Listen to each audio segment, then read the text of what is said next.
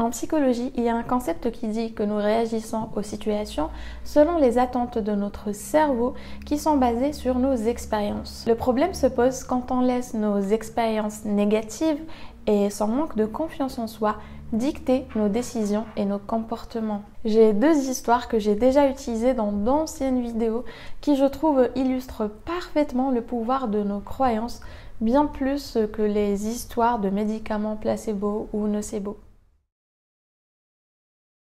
La première histoire est celle de l'éléphant enchaîné.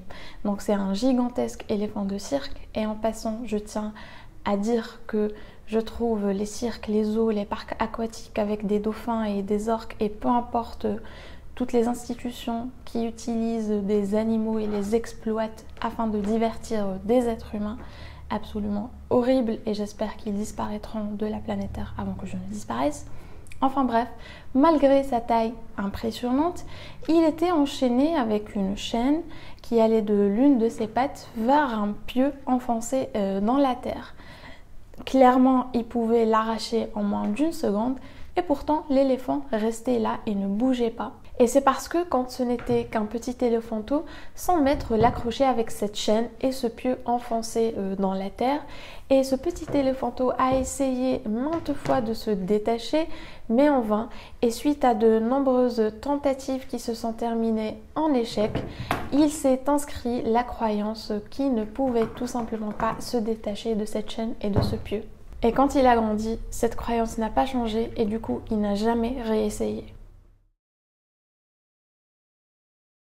Et la seconde histoire est celle de la barrière des 10 secondes du 100 mètres. Avant 1968, on pensait qu'il était humainement impossible de faire les 100 mètres en moins de 10 secondes. Et en effet, personne ne franchissait jamais cette barrière jusqu'au 20 juin 1968 où 3 athlètes font le 100 mètres en moins de 10 secondes. Et pour être plus précise, un de ces 3 athlètes l'a fait quelques mois auparavant.